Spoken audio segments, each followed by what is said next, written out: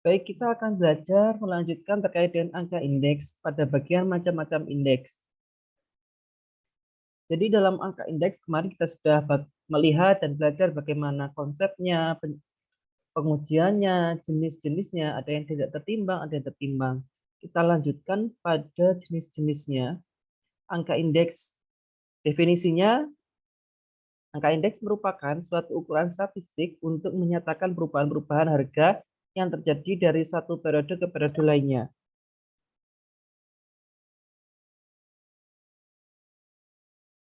Jadi sebagai standar perbandingan harga waktu dari waktu ke waktu didasarkan pada data yang relevan, ditetapkan oleh sampel bukan populasi, perhitungan berdasarkan ekonomi yang stabil, metode yang sesuai dan tepat, serta dilakukan dengan cara membagi harga tahun yang akan dihitung dengan harga tahun yang dasarnya dikalikan 100. Jadi pasti tahun yang menjadi tahun dasar itu indeksnya nilainya 100. Ini ada angka indeks harga, angka indeks kuantitas, dan harga indeks nilai. Kemarin kita sudah bahas harga indeks. Angka indeks harga adalah suatu ukuran yang menunjukkan tentang perubahan yang terjadi pada harga dari waktu ke waktu. Indeks harga yang disusun dari periode ke periode dapat digunakan untuk memenuhi pola perubahan dari tahun ke tahun. Jangan angka indeks kuantitas. Angka indeks kuantitas adalah angka indeks yang menunjukkan perubahan-perubahan yang terjadi pada jumlah komoditas yang dihasilkan atau jumlah komoditas yang dikonsumsi dari waktu ke waktu. Angka indeks nilai yaitu angka indeks yang menunjukkan perubahan nilai uang dari satu periode ke periode lain yang diperoleh dengan cara melakukan perkalian antara harga dan kuantitas. Kalau kita kemarin lihatnya dari perspektif apa? Harga, kuantitas, jumlah, atau keduanya angka nilai. Berarti kalau nilai perkalian kedua, yaitu angka dan kuantitas. Langkah penyusunan indeks harga, ini kita menentukan tujuan, menentukan cara pengambilan data, memilih sumber data, memilih tahun dasar, serta memilih metode perhitungannya.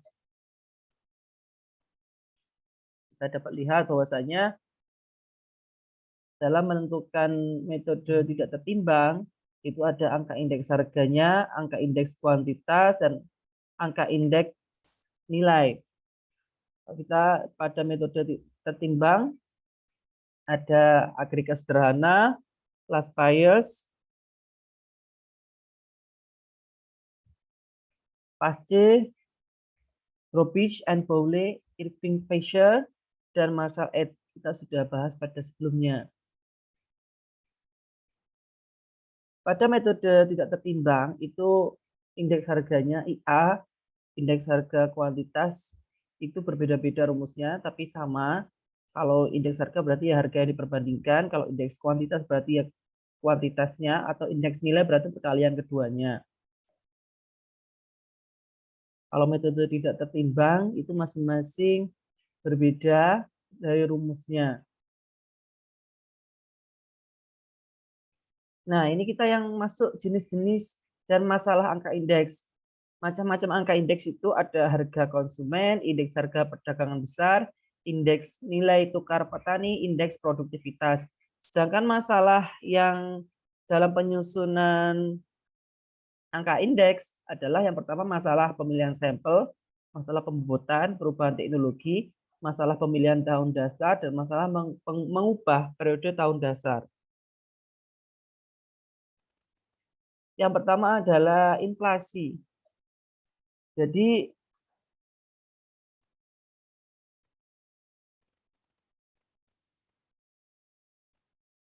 inflasi ini menunjukkan laju kenaikan dari harga barang dan jasa yang dapat mempengaruhi derajat sejauh mana daya beli konsumen dapat tertekan oleh harga. Jadi yang pertama itu kita akan melihat indeks harga konsumen IHK. Definisinya yaitu gejala-gejala kenaikan harga barang-barang yang sifatnya umum dan terus-menerus. Jadi kalau teman-teman lihat bahwasanya kalau dulu kita beli permen satu itu harganya 100, sekarang ini 1000, mungkin dapatnya 3 atau 4. Nah, ini penyebab terjadinya inflasi mungkin ketika ada permintaan atau karena biayanya yang tinggi. Bahayanya ketika hiperinflasi. Apabila diakumulasikan dalam hitungan bulan, tingkat inflasi ini dapat membuat peningkatan harga yang sangat luar biasa. Inflasi 50% per bulan dapat berimplikasi kepada peningkatan lebih dari 100 kali lipat terhadap tingkat harga dalam setahun. Bahkan 2 juta kali lipat dalam jangka waktu 3 tahun. Jadi definisinya inflasi yang melampaui 50% per bulan yang berarti adalah lebih dari 1% per hari. Jadi apakah signifikansi perubahan harga itu sangat tinggi, itu juga berpengaruh. Perhitungan inflasi, contohnya ini ketika tahun 2017, indeks harga konsumen adalah 231 dan akhir tahun 2018 indeks harga tersebut 240. Berapa tingkat inflasi pada tahun 2018? Itu kita dapat lihat menggunakan rumus inflasi sama indeks harga konsumen tahun sekarang dikurangi indeks harga konsumen tahun sekarang dikurangi tahun sebelumnya. Berarti tahun sebelumnya ya. Contohnya kalau misalkan tahun sekarang itu tahun 2020, maka indeks harga N-1-nya adalah tahun 2019 dikali 100. Maka inflasinya akan ketemu 3,9%. Kalau pengelompokan komoditas IHK, indeks harga konsumen atau inflasi, yaitu mungkin dari bahan-bahan makanan, bahan jadi, minuman, tembakau, perumahan, sandang, kesehatan, pendidikan, dan olahraga, transportasi, dan komunikasi. Kalau perubahan IHK, berarti kalau kita lihat pada bulanan, persentase perubahan IHK bulan berjalan terhadap IHK bulan sebelumnya. Atau tahunan, berarti kalau tahunan, persentase perubahan IHK bulan berjalan terhadap IHK bulan yang sama di tahun sebelumnya. Kalau kalender, berarti kumulatif persentase perubahan IHK bulan berjalan terhadap IHK bulan Desember tahun sebelumnya. Jadi ini kita patokannya menggunakan apa pembandingnya? Kalau ini contohnya indeks harga konsumen di Indonesia tahun 2007 sampai 2012. Lihatnya dari mana? Teman-teman bisa lihat BPS, Badan Pusat Statistik, itu biasanya menerbitkan laporan berbagai jenis data. Nah, ini juga bisa digunakan untuk sumber skripsi. Ini valid meskipun dari HTTPS atau dari website. Karena memang lembaga ini khusus menerbitkan data-data. Mengolah data dari data mentah ditampilkan menjadi persentase. Jadi kalau kita lihat inflasi tahun 2007 sampai 2008 adalah inflasi umumnya kita lihat 914 dikurangi 103 dibagi 103 kali 100 sama dengan 10,68. Jadi kita perbandingkan tahun 2007 dengan 2008. Inflasi bahan makanan ini masing-masing dihitung satu-satu. Kalau rumusnya sama, yang rumusnya yang ini yang dipakai IHK N min IHK N-1 dibagi HKN dikali 100.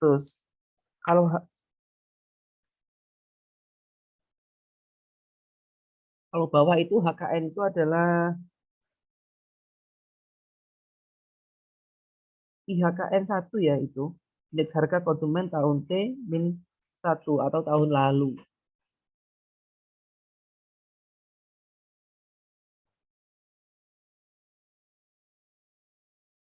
Selanjutnya ada, jadi untuk indeks harga konsumen tidak hanya bermanfaat untuk melihat inflasi. IHK bermanfaat juga untuk mengetahui pendapatan real, penjualan yang dideflasi, daya beli uang, dan penyesuaian biaya hidup. Jadi ada banyak faktor yang kita dapat lihat dari data melalui indeks harga. Contohnya adalah pendapatan real. Kalau pendapatan real, maka rumusnya yang dapat kita pakai adalah pendapatan nominal dibagi IHK kali 100. Berikut ini contoh perhitungan terhadap pendapatan per kapita real penduduk Indonesia. Pendapatannya dari mana? Ya dari BPS, Badan Pusat Statistik. Pendapatan nominal dibagi IHK dikali 100, maka ketemu 1,5.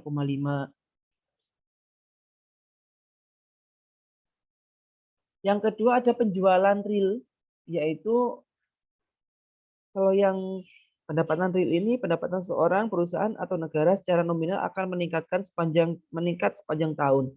Jadi ibaratnya pendapatan itu terus akan meningkat, akan tapi nilainya mungkin yang turun. Jadi misalkan tahun 2005 itu UMR itu berapa? Pasti akan berbeda dan lebih besar pada tahun 2020 karena setiap tahun nominalnya pasti akan naik. Akan tapi nilainya bisa saja masih sama. Penjualan real yaitu penjualan aktual, indeks harga yang sesuai, penjualan aktual dibagi indeks harga yang sesuai dikali 100. Berikut ini contoh perhitungan pendapatan per kapita real penduduk Indonesia. Contohnya penjualan produk sawit dalam jutaan ini maksudnya.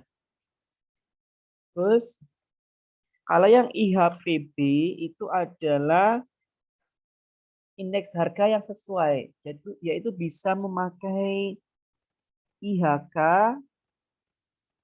atau juga bisa memakai indeks harga perdagangan besar, IHPB. Jadi bisa menggunakan IHK atau bisa menggunakan IHPB. Maka penerimaan realnya akan ketemu 43,301. 43.301,64. Daya beli uang didapatkan dari nominal rupiah dibagi IHK dikali 100. Berikut ini contoh perhitungan pendapatan per kapita real penduduk Indonesia. Jadi kita daya beli uangnya itu berapa? Maka kita dapatkan dari data indeks IHK juga. Daya beli maka nominal rupiahnya berapa? Kursnya sekarang itu dibagi IHK, maka daya belinya ketemu. Ini contohnya perhitungan 10.000 ya, kalau sedangkan nominal rupiahnya. Kursnya 10.000. Maka semakin kecil daya beli masyarakat, otomatis nantinya inflasinya berarti sedang tinggi. Berarti kemampuan masyarakat dalam membeli itu rendah. Ada indeks harga perdagangan besar IHPB. IHPB merupakan indikator yang digunakan untuk melihat perekonomian suatu negara yang pada hakikatnya menyangkut komoditas yang diperjualbelikan di suatu negara pada tingkat grosir. Jadi masih pada tingkat grosir atau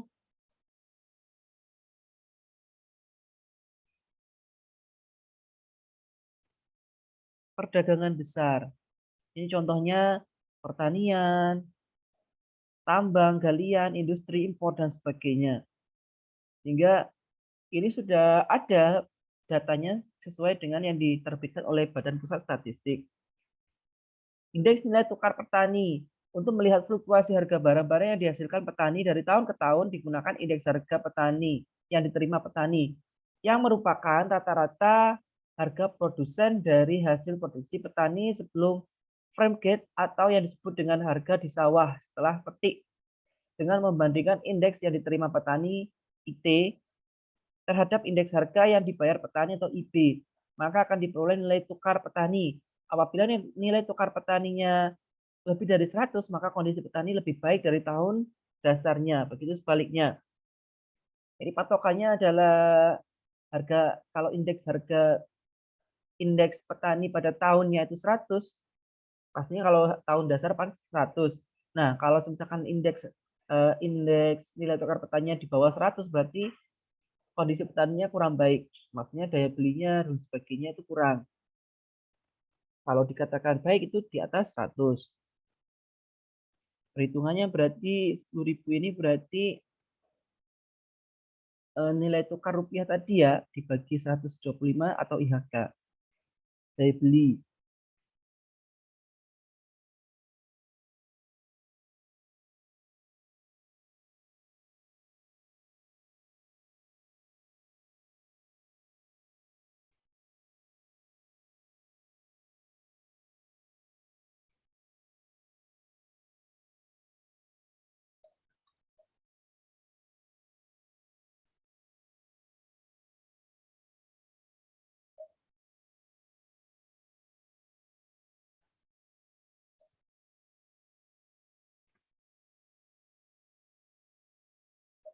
Oh maaf, ini contohnya salah ini. Ini yang sama dengan yang tadi. Yang daya beli uang. Ini akan saya ganti untuk contohnya. Contohnya tidak seperti itu. Contohnya nilai tukar petani itu ada IT, ada IB, ada NTB. Selanjutnya ada indeks produktivitas.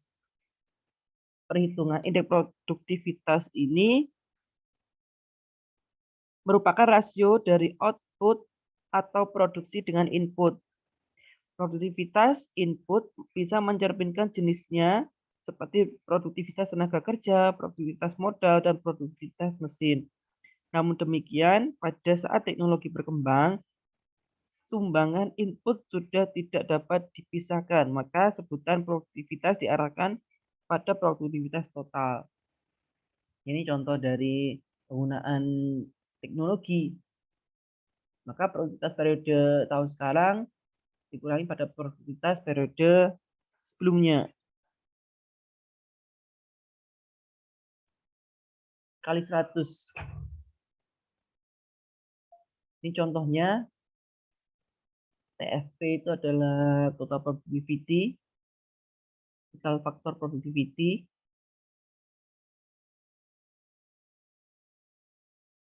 Ini rata-rata kalau data tadi diterbitkan oleh Badan Pusat Statistik. Sehingga kita hanya mengolah saja sesuai dengan rumusnya, rasio. Persoalan penting yang perlu diperhatikan dalam perhitungan angka indeks. Yang pertama adalah perumusan tentang tujuan penyusunan angka indeks. Jadi Anda ingin melihat atau menganalisis informasi apa, maka pasti sumber informasinya berbeda-beda. Ada yang dari daya beli, ada yang pendapatan, ada yang petani. Yang kedua, sumber dan syarat perbandingan data. Jadi syaratnya kita menggunakan apa? Dari rumusnya tadi, penyusunan indeks biaya hidup membutuhkan data tentang harga eceran dari bahan makanan, sewa rumah, listrik, gas, pakaian.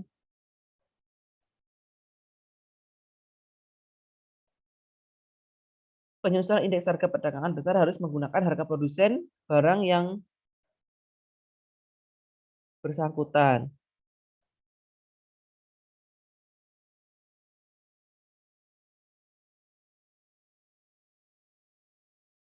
Pemilihan periode dasar, tahun yang digunakan hendaknya tahun atau waktu dasar yang normal dengan keadaan perekonomiannya relatif stabil. Waktu dasar normal adalah jangka waktu yang tidak dipengaruhi oleh naik turunnya variabel yang sedang dihadapi, misalnya masa perang, banjir, masa inflasi, dan sebagainya. Jadi pemilihan periode dasar, tahun dasar itu sangat penting, harus stabil kondisinya.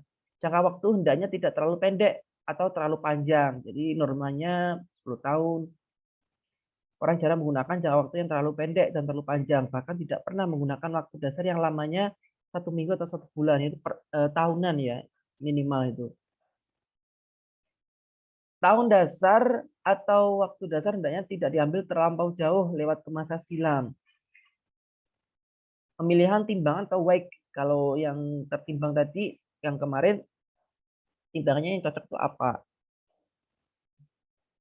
Baik, itu saja materi terkait dengan macam-macam angka indeks.